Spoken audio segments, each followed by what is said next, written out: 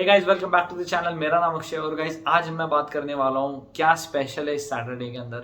मैं यूएफसी का बहुत बड़ा फैन हूँ। मिक्स मार्शल आर्ट्स मैं इतना ज़्यादा देखता हूँ कि जब मेरे पास खाली वक्त होता है और मैं खाना खा रहा होता हूँ तब उस टाइम के ऊपर मैं सिर्फ यूएफसी के बारे में देखता रहता हूँ। तो मैंने सोचा इसके ऊपर एक छोटी सी वीडियो बनाई जाए और मैं अपनी पहली प्रेडिक्शन देना चाहता हूँ। सो गाइस, इस सैटरडे के अंदर कॉनर मैग्रेगर और डस्टिन पोरिये का ट्रिलॉजी मैच है। अगर आप लोगों ने पुराने मैचेस नहीं देखे हैं तो वो यूट्यूब के ऊपर ऑलरेडी अपलोडेड है, आप देख सकते हो और आपको पता लग जाएगा कि आपको क्या चीज़ें एंटिसिपेट करनी चाहिए।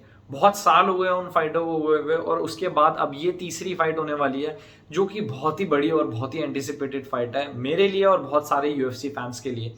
सो गाइज, मेरे हिसाब से डस्टिन पोरिये को इस बारी टीके होना पड़ेगा। क्यों? क्योंकि Conor McGregor, I feel so he is back and to be very honest, flat footed corner, no calf kick checker corner और जो भी उसके नाम रखे थे लोगों ने और जो भी इतनी हेट दे रहे हैं उस बंदे को, आई डोंट थिंक सो उनको पता है कि कॉर्नर की लेगेसी और कॉर्नर को इतना ज्यादा हीट क्यों मिला हुआ है। Corner is not a normal person, he was not even a normal fighter. He have an IQ of like 1000 to be very honest when he comes inside a cage. And मेरे हिसाब से corner जब इस time के ऊपर अपना full camp लेकर आएंगे और उसके बाद अपना नॉर्मल स्टैंस लेकर आएंगे जिस तरीके से वो अपनी फाइट पुरानी खेलते थे और इन एंड आउट मूवमेंट्स के साथ आएंगे, आई डोंट थिंक सो किसी के पास भी लाइट वेट डिवीजन के अंदर उस चीज का कोई आंसर है। और ग्रैपलिंग के अंदर अगर आप लोग सोच रहे हो कि डस्टिन पोरिये की ग्रैपलिंग जो होगी वो बेटर होगी या फिर उनकी रेसलिंग बेटर है, जैसे कि डस्टिन पोरिये ने बोला है कि उनको रेसल करेंगे और सबमिट कर देंगे, I don't think so Dustin Poirier का दिमाग ठीक है। क्यों? क्योंकि लोगों को लगता है कि वो 2 बार सबमिट हो चुके हैं और उनको लगता है कि हाँ, जो यूएफसी का रिकॉर्ड रहा है 2 बार सबमिट होने का वो बहुत बेकार था नेट डियाज से और खबीब से। बट एक चीज़ याद रखो कि जिस टाइम के ऊपर उन्होंने वो चीज़ें करी हैं वो टाइम बहुत पुराना था और जिस आदमी के साथ उन्होंने लास्ट में फाइट करी थी खबीब के साथ, वो फाइट अगर आप ध्यान से देखोगे तो एंड तक आप लोगों को पता लगेगा कि कॉनर वॉज विनिंग और उसके बाद चीजें बद से बदतर हो गई क्योंकि स्टैमिना आउट हो गया था। बट मेरे हिसाब से Conor will take it for victory. I guess मेरे हिसाब से इस बार कॉनर सारी चीजें चेक कर देंगे, सारे बॉक्सेस चेक हो जाएंगे, जितनी हीट मिली थी सारी की सारी रिवर्स कर देंगे उस चीज को। And I wish Conor will win. पूरा support.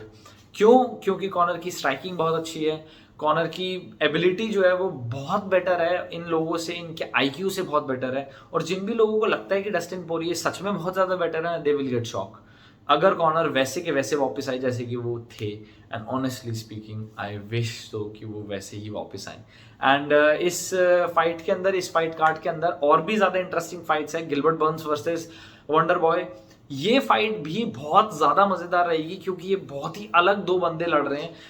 Wonder boy in the other hand बहुत ही ज्यादा जबरदस्त इनका स्टैंस है, कराटे स्टैंस के अंदर लड़ने वाले हैं और उससे भी ऊपर जिस तरीके की इनकी मूवमेंट है ना, वो समझना बहुत ही ज्यादा मुश्किल हो जाता है बहुत सारे फाइटर्स के लिए। मुझे पक्का पता है कि गिलबर्ट बर्न्स ने बहुत प्रैक्टिस करी होगी बट जब तक आप फेस नहीं करते ना किसी बंदे को तब तक वो चीजें बहुत ही अलग लगती है प्रैक्टिस सेशंस के अंदर। और जब वो सच में फाइट हो रही होती है तब पता लगता है कि क्यों वंडर बॉय को इतना ज्यादा टेक्निकल फाइटर बोलते हैं। अगर वंडर बॉय को अपना टाइम मिल गया और उन्होंने अपना पूरा का पूरा डिस्टेंस मेंटेन करके फाइट करी तो I am 100% sure this fight will go for distance. And wonder boy या तो उनको टीकेओ कर सकते हैं हेड किक से या फिर आई गेस बार बार लेग किक्स कर करके उनको थोड़ा सा स्लो डाउन करने की कोशिश करेंगे क्योंकि गिलबर्ट बर्न्स के पास बहुत ही ज्यादा पावर है उनको केओ करने की। और मेरे हिसाब से गिलबर्ट बर्न्स का प्लान रहेगा उनको टेक डाउन देने का, उनको ग्रैपल करने का और उसके साथ साथ नीचे मैट के ऊपर गेम खेलने का। क्यों? क्योंकि उनका जो जिजुत्सु है वो बहुत ही ज्यादा अच्छे लेवल के ऊपर है, बहुत नेक्स्ट लेवल के ऊपर है। एंड मेरे हिसाब से गिलबर्ट बर्न्स के पास पावर है उनको केओ करने की और उसके साथ साथ गिलबर्ट बर्न्स की स्ट्राइकिंग अब वैसी नहीं रही जैसे पहले थी।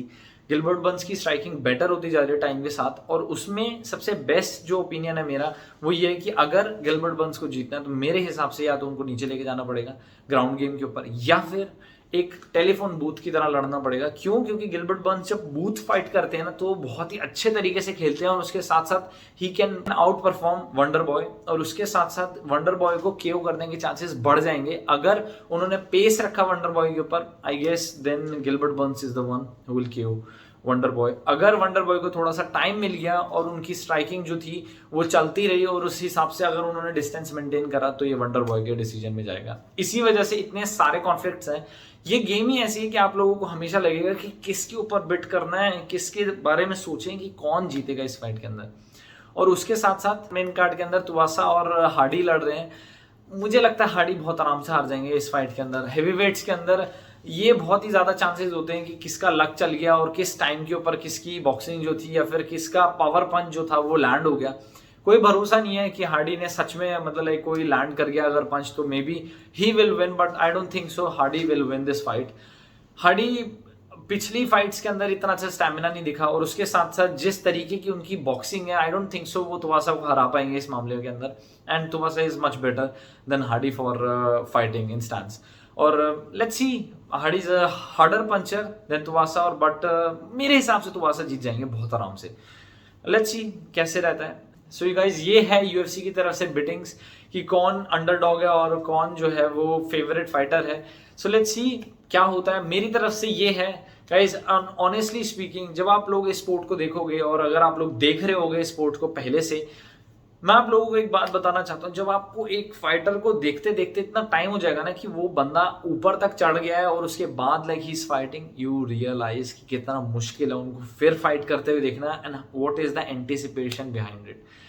ऑनेस्टली स्पीकिंग, अगर कुछ भी गलत हुआ तो शायद मेरी 3-4 रातें निकल जाएंगी उस बारे में सोचते हुए, और मैं बस वेट कर रहा हूँ कि ये फाइट जल्दी से जल्दी हो और जल्दी खत्म हो, क्योंकि वो नर्वसनेस जो है वो मेरे कंधों के ऊपर आती जा रही है। मैं बस उसके बारे में सोच रहा हूँ कि क्या होगा।